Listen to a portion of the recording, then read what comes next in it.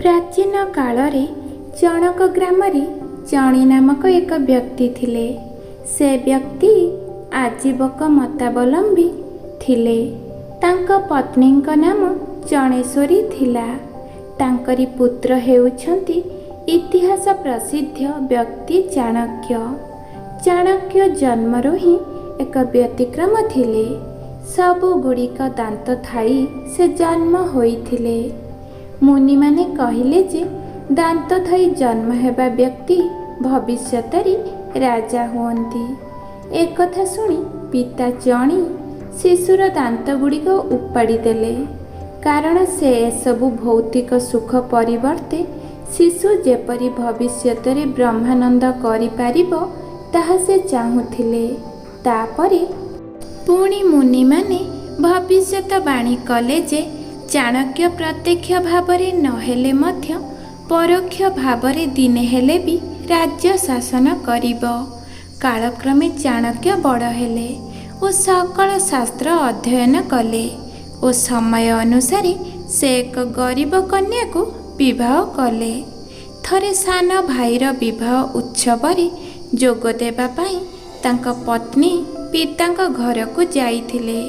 सेठारे तांकर अन्य दुई विवाहिता भौणी मध्य थिले। से माने धनी थिले। तेणु सान भौणीर गरीब अवस्था देखि ताकु से माने बहुत अपमानित कले। से दुखरे ससुर घर को फेरी आसी स्वामी को सबू कथा कहिले। एक कथा सुनी धन अर्जन करने संकल्प करी चाणक्य घर बाहरी पड़िले। चाणक्य तो शुणिथिले जे पाटलिपुत्रर राजा नंद बुद्धिजीवी मानंकु अधिक सत्कार करिथांती। से जाई पाटलिपुत्र रे पहुँचिले ओ शेषरे से नंदंक दरबार रे जाई पहुँचिले। सेठारे एक सुसज्जित आसन देखि ता उपरे से बसी पड़िले।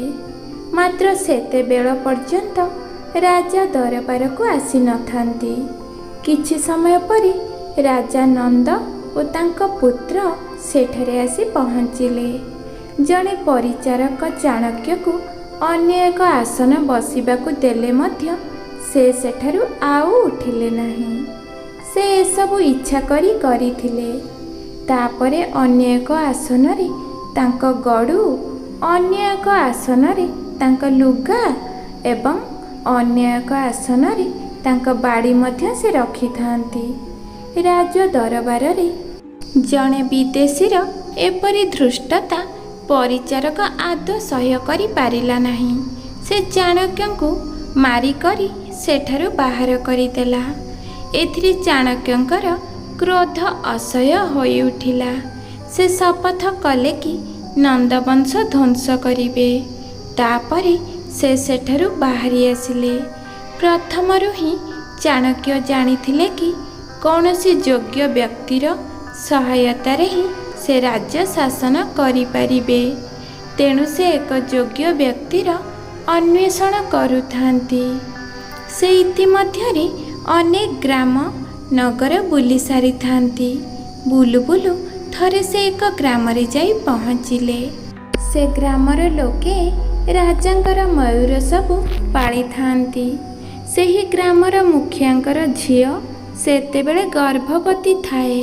से चंद्रंकर किरण पान करने इच्छा करी थाए। गर्भवती नारीर इच्छा पूर्ण करने कथा, किंतु यह एक अजब कथा थिला। चाणक्य ए विषय किछि समय चिंता करी ग्राम मुखिया को कहिले, मु आपणक कन्या को चंद्रकिरण पान कराई पारिबी, किंतु ता गर्भरु जन्म नेउथिबा पुत्र मो दायित्वरे रहिबो। तांक कथारे सेमाने सम्मत हेले। चाणक्य गोटिए कुटीर बनाइले। सेथिरे कौनसी झरका न थाए। भीतर अंधार। छपर मझिरे गोटे कणा करी थांती, जेपरिक चंद्रकिरण जाई घर मझिरे पड़िबो। जेउठी किरण पड़ी थाए सेठारे मिठा दूधर एक पात्र रखा होई थाए। ताहा चंद्रर भ्रम सृष्टि करुथाए। गर्भवती नारी ताहा पी संतुष्ट हेला। କିଛି ଦିନ ପରେ ତାର ଗୋଟିଏ ପୁଅ ଜନ୍ମ ହେଲା। ତାର ନାମ ଚନ୍ଦ୍ରଗୁପ୍ତ ରଖାଗଲା। ତାପରେ ଚାଣକ୍ୟ ଧନ ଅର୍ଜନ ପାଇଁ ଦେଶାଟନ କଲେ। କିଛି ବର୍ଷ ପରେ ସେ ପୁନର୍ବାର ସେହି ଗ୍ରାମକୁ ଫେରି ଆସି ଦେଖିଲେ ତ ଗ୍ରାମ ସୀମାନ୍ତରେ ଗୁଡ଼ିଏ ଗାଈଆଳ ପିଲା ଖେଳୁଛନ୍ତି। ତାଙ୍କ ମଧ୍ୟରେ ଜଣେ ସୁନ୍ଦର ବାଳକ ଏକ ପଥର ଉପରେ ବସି ନିଜକୁ ରାଜା ବୋଲାଉଛି। ଚାଣକ୍ୟ ସେହି ବାଳକକୁ ପରୀକ୍ଷା କରିବା ପାଇଁ କୌତୁକରେ କହିଲେ, ମହାରାଜ, ମୋତେ କିଛି ଦାନ ଦିଅନ୍ତୁ। ବାଳକ ଚନ୍ଦ୍ରଗୁପ୍ତ କହିଲେ, ଦେଖନ୍ତୁ, ଦୂରରେ ଚରୁଥିବା ଗୋରୁମାନଙ୍କୁ ନେଇଯାଆନ୍ତୁ। ମୁଁ ଦାନ ଦେଇଛି ଶୁଣିଲେ କେହି ଆପଣଙ୍କୁ ବାଧା ଦେବେ ନାହିଁ। ଚାଣକ୍ୟ ପିଲାର ଉତ୍ତରରେ ଖୁସି ହେଲେ ଓ ଅନ୍ୟ ବାଳକମାନଙ୍କୁ ପଚାରି ବୁଝିଲେ ଯେ ସେ ହିଁ ଚନ୍ଦ୍ରଗୁପ୍ତ। ତାପରେ ବାଳକ ସହିତ ଘରକୁ ଫେରି ପିତା, ମାତା ଓ ଅଜାଙ୍କଠାରୁ ବିଦାୟ ନେଇ ବାଳକକୁ ସାଥିରେ ଧରି ସେ ଅନ୍ୟ ସ୍ଥାନକୁ ଗଲେ। ଅର୍ଜିତ ଧନରେ ସୈନ୍ୟ ସଂଗ୍ରହ କଲେ। କାଳକ୍ରମେ ଚନ୍ଦ୍ରଗୁପ୍ତ ଯୁବା ବୟସ ପ୍ରାପ୍ତ କଲେ ଓ ନାନା ପ୍ରକାର ଯୁଦ୍ଧ କୌଶଳ ଶିକ୍ଷା ଲାଭ କଲେ। ଥରେ ଚାଣକ୍ୟଙ୍କ ଆଦେଶ ଅନୁସାରେ ସେମାନେ ନନ୍ଦଙ୍କ ରାଜ୍ୟ ଆକ୍ରମଣ କଲେ, କିନ୍ତୁ ନନ୍ଦଙ୍କର ସଂଖ୍ୟାଧିକ ସୈନ୍ୟ ଥିବା ହେତୁ ଏମାନେ ପରାଜିତ ହେଲେ। ଚାଣକ୍ୟ ଓ ଚନ୍ଦ୍ରଗୁପ୍ତ ପଳାୟନ କଲେ। ଦୁଇ ଜଣ ଘୋଡ଼ା ସବାର ସେମାନଙ୍କୁ ବନ୍ଦୀ କରିବା ଅଭିପ୍ରାୟରେ ସେମାନଙ୍କର ଅନୁସରଣ କଲେ। ଜଣେ ଘୋଡ଼ା ସବାର ପାଖରେ ପହଞ୍ଚିବାରୁ ଚାଣକ୍ୟ ଓ ଚନ୍ଦ୍ରଗୁପ୍ତ ଦୌଡ଼ି ଦୌଡ଼ି ଯାଇ ଏକ ପୋଖରୀ କୂଳରେ ପହଞ୍ଚିଲେ। ଚାଣକ୍ୟ ଜଣେ ବାବାଜୀଙ୍କ ଛଦ୍ମବେଶ ଧରି ପୋଖରୀ କୂଳର ଗଛ ତଳେ ବସିଲେ ଓ ଚନ୍ଦ୍ରଗୁପ୍ତଙ୍କୁ ପାଣି ଭିତରେ ଯାଇ ଠିଆ ହେବାକୁ ଆଦେଶ ଦେଲେ। ସୈନ୍ୟଟି ସେଠାରେ ପହଞ୍ଚି ପଚାରିଲା, ସାଧୁ ବାବା, ଏପଟେ କେହି ଦୌଡ଼ି ଦୌଡ଼ି ଆସିଛି କି? ସାଧୁ ବେଶୀ ଚାଣକ୍ୟ ନୀରବରେ ପୋଖରୀସ୍ଥ ଚନ୍ଦ୍ରଗୁପ୍ତଙ୍କ ଆଡ଼କୁ ଆଙ୍ଗୁଳି ନିର୍ଦ୍ଦେଶ କଲେ। ସୈନ୍ୟ ଜଣକ ଘୋଡ଼ାରୁ ଓହ୍ଲାଇ ତରବାରୀ ରଖି ପୋଖରୀରେ ପଶିବାକୁ ଉଦ୍ୟତ ହେବା ବେଳକୁ ହଠାତ୍ ତରବାରୀ ଉଠାଇ ନେଇ ଚାଣକ୍ୟ ତାହାର ଶିରଚ୍ଛେଦ କଲେ। ତାପରେ ସେ ଦୁହେଁ ଘୋଡ଼ାରେ ବସି ସେଠୁ ପଳାଇଲେ। ବାଟରେ ଚାଣକ୍ୟ ପଚାରିଲେ, ସୈନିକ, ତୁମକୁ ମାରିବାକୁ ଯିବା ବେଳେ କିପରି ଲାଗୁଥିଲା? ଚନ୍ଦ୍ରଗୁପ୍ତ କହିଲେ, ମୁଁ ତ ଜାଣିଥିଲି ଆପଣ କିଛି ନା କିଛି ନିଶ୍ଚୟ କରିବେ। ତାଙ୍କର ଏଭଳି ଉତ୍ତର ଶୁଣି ଚାଣକ୍ୟ ଖୁସି ହେଲେ। ପୁଣି କିଛି ଦୂର ଯିବା ପରେ ଘୋଡ଼ା ଟାପୁର ଶବ୍ଦ ଶୁଣିଲେ। ଆହୁରି ଜଣେ ସୈନ୍ୟ ତାଙ୍କୁ ଅନୁସରଣ କରୁଛି। ସେମାନେ ଯାଇ ଏକ ନଦୀ ଘାଟରେ ପହଞ୍ଚିଲେ। ସେଠାରେ ଜଣେ ଧୋବା ଲୁଗା କାଚୁଥାଏ। ଚାଣକ୍ୟ ସେ ଧୋବାକୁ କହିଲେ, ଏବେ ତୁ ଏଠୁ ଲୁଚି ପଳା। ଜଣେ ସୈନ୍ୟ ରାଜାଙ୍କ ଆଦେଶରେ ସବୁ ଧୋବାଙ୍କୁ ବାନ୍ଧି ନେଉଅଛି। ଏକଥା ଶୁଣି ଧୋବା ପ୍ରାଣ ବିକଳରେ ସେଠୁ ପଳାଇଲା। ଏମାନେ ସେଠାରେ ଧୋବାର କାମ କରିବାରେ ଲାଗିଲେ।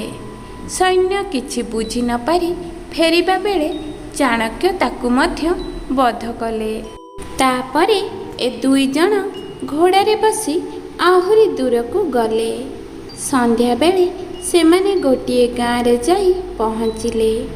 ସେତେବେଳକୁ ଭୋକରେ ସେମାନଙ୍କ ପେଟ ଜଳୁଛି। ଦୁହେଁ ଗ୍ରାମ ସୀମାନ୍ତରେ ଥିବା ଗୋଟିଏ ଘରେ ଯାଇ ପହଞ୍ଚିଲେ। ଭିତରକୁ ଚାହିଁ ଦେଖିଲେ ଜଣେ ମଧ୍ୟ ବୟସ୍କ ମହିଳା ତାର 20 ଛୁଆକୁ କ୍ଷୀରି ଖାଇବାକୁ ଦେଉଛି। ତନ୍ମଧ୍ୟରୁ ଗୋଟିଏ ଛୁଆ ତରବରରେ ତତଲା କ୍ଷୀରି ମଝିରେ ହାତ ବୁଡ଼ାଇ ଦେଇ କାନ୍ଦୁଛି। ତା ମା କହିଲା, ଆରେ ପୁଅ, ତୁ ଚାଣକ୍ୟ ପରି କ'ଣ ମୂର୍ଖାମି କରୁଛୁ? ଏକ ଅପରିଚିତା ଗ୍ରାମୀଣ ମହିଳା ମୁଖରୁ ଏପରି କଥା ଶୁଣି ଚାଣକ୍ୟ ତାଙ୍କ ଘର ଭିତରକୁ ଯାଇ ଏହି କଥାର ଅର୍ଥ ପଚାରିଲେ। ମହିଳାଟି କହିଲେ, ପ୍ରଥମେ ରାଜ୍ୟର ସୀମାନ୍ତ ଓ ଅନ୍ୟାନ୍ୟ ସ୍ଥାନ ଉପରେ ବିଜୟ ଲାଭ କରି ପରେ ରାଜଧାନୀ ଆକ୍ରମଣ କରିବା ଚାଣକ୍ୟଙ୍କର ଉଚିତ ଥିଲା। ହଠାତ୍ ରାଜଧାନୀ ଆକ୍ରମଣ କରିବାରୁ ହିଁ ସେ ହାରିଗଲେ। ଚାଣକ୍ୟ ସେଠାରୁ ଏହି ଶିକ୍ଷା ଲାଭ କରି ଚନ୍ଦ୍ରଗୁପ୍ତଙ୍କୁ ସାଥିରେ ନେଇ ହିମତ୍କୂଟ ନାମକ ରାଜ୍ୟରେ ଯାଇ ପହଞ୍ଚିଲେ। ପର୍ବତକ ସେଠାକାର ରାଜା ଥିଲେ। ସେ ପର୍ବତକଙ୍କ ସହିତ କଥାବାର୍ତ୍ତା କରି ଠିକ୍ କଲେ ଯେ ପର୍ବତକଙ୍କ ସୈନ୍ୟ ସହାୟତାରେ ସେ ନନ୍ଦଙ୍କ ରାଜ୍ୟ ଆକ୍ରମଣ କରିବେ। ରାଜ୍ୟ ଜୟ ପରେ ଅଧେ ପର୍ବତକଙ୍କୁ ସେ ଦାନ କରିବେ। ଏହି ସର୍ତ୍ତ ରଖି ସେ ନନ୍ଦଙ୍କ ରାଜ୍ୟ ଆକ୍ରମଣ କରି ଗୋଟିଏ ପରେ ଗୋଟିଏ ଦୁର୍ଗ ଜୟ କରି ଚାଲିଥାନ୍ତି। ଏମିତି ଯାଇ ଯାଇ ଆଉ ଏକ ନଗରୀରେ ସେମାନେ ପହଞ୍ଚିଲେ, ଯାହାକୁ କି ସେମାନେ ଆଦୌ ଜିତି ପାରିଲେ ନାହିଁ, କିନ୍ତୁ ଘେରାଉ କରିଥାନ୍ତି। ଦିନେ ଚାଣକ୍ୟ ଏକ ତ୍ରିଦଣ୍ଡୀ ସନ୍ନ୍ୟାସୀ ବେଶରେ ନଗର ଭିତରକୁ ଗଲେ। ସେମାନେ ସମସ୍ତେ ପଚାରିଲେ, ମହାତ୍ମା, ଏଇ ଶତ୍ରୁ ସୈନ୍ୟମାନେ କେବେ ରାଜ୍ୟ ଛାଡ଼ି ଯିବେ? ଚାଣକ୍ୟ ପଚାରି ଆଗରୁ ବୁଝିଥିଲେ କି ସେଠାରେ ସପ୍ତ ମାତୃକାଙ୍କ ମନ୍ଦିରଟିଏ ଅଛି। ସେମାନେ ରାଜ୍ୟକୁ ରକ୍ଷା କରୁଛନ୍ତି। ତେଣୁ ସନ୍ନ୍ୟାସୀ ବେଶଧାରୀ ଚାଣକ୍ୟ ସଙ୍ଗେ ସଙ୍ଗେ ଉତ୍ତର ଦେଲେ, ଏଇ ସପ୍ତ ମାତୃକାଙ୍କୁ ମନ୍ଦିରରୁ ବାହାରେ ଆଣି ରଖ, ଶତ୍ରୁ ସୈନ୍ୟ ଚାଲିଯିବେ। ସେମାନେ ସେପରି କଲେ। ଚାଣକ୍ୟଙ୍କ ଇସାରା ପାଇ ଶତ୍ରୁମାନେ ମାଡ଼ି ଆସୁଥିଲେ, କିନ୍ତୁ ପୁଣି ଚାଣକ୍ୟ ସେମାନଙ୍କ ପାଖକୁ ଯାଇ ତାଙ୍କୁ ଦୂରକୁ ହଟାଇ ନେଲେ। ପ୍ରଜାମାନେ ବୁଝିଲେ ଶତ୍ରୁ ସୈନ୍ୟ ଚାଲିଗଲେଣି। ତେଣୁ ସେମାନେ ଅତି ଆନନ୍ଦରେ ନାଚ ଗୀତ କରିବାକୁ ଲାଗିଲେ। ସେହି ସୁଯୋଗରେ ସେମାନେ ଫେରିଆସି ଆକ୍ରମଣ କଲେ ଓ ରାଜ୍ୟ ଦଖଲ କଲେ। ଅନେକ ଦୁର୍ଗ ଓ ନଗରୀ ଜିତିବା ପରେ ଚାଣକ୍ୟଙ୍କ ସୈନ୍ୟ ଦଳର ସଂଖ୍ୟା ବଢ଼ି ଚାଲିଥାଏ ଓ କ୍ରମେ ସେମାନେ ଅଧିକ ଶକ୍ତିଶାଳୀ ହେଉଥାନ୍ତି। ଅବଶେଷରେ ସେ ପାଟଳୀପୁତ୍ର ଆକ୍ରମଣ କରି ନନ୍ଦ ରାଜାଙ୍କୁ ବନ୍ଦୀ କଲେ। ରାଜ୍ୟ ତାଙ୍କର ହେଲା, କିନ୍ତୁ ଶେଷରେ ସେ ନନ୍ଦ ରାଜାଙ୍କୁ ଜୀବନ ନେଇ ସେଠାରୁ ଚାଲିଯିବାକୁ କହିଲେ। ସେ କହିଲେ ସେ ଗୋଟିଏ ମାତ୍ର ବଡ଼ ରଥ ନେବେ ଓ ସେଇ ରଥରେ ଯାହା ପାରିବେ ନେଇ ଶେଷଥର ପାଇଁ ରାଜ୍ୟ ଛାଡ଼ି ଯିବେ। ରାଜା ନନ୍ଦ କୃତଜ୍ଞ ହୋଇ ଦୁଇ ରାଣୀ ଓ ରାଜକୁମାରୀ ଦୁର୍ଦ୍ଧରାଙ୍କ ସହିତ ସମସ୍ତ ମୂଲ୍ୟବାନ ଜିନିଷ ସବୁ ନେଇ ରାଜ୍ୟ ଛାଡ଼ିଲେ।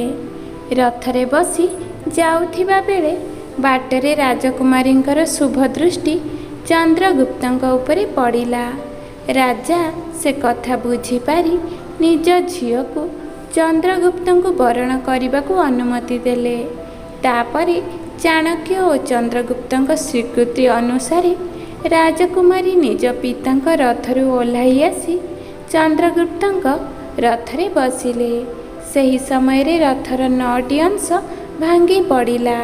ଏହା ଏକ ଅଶୁଭ କଥା ଭାବି ରାଜା ଚନ୍ଦ୍ରଗୁପ୍ତ ସେ କନ୍ୟାକୁ ଗ୍ରହଣ କରିବାକୁ ଦ୍ୱିଧା ପ୍ରକାଶ କଲେ।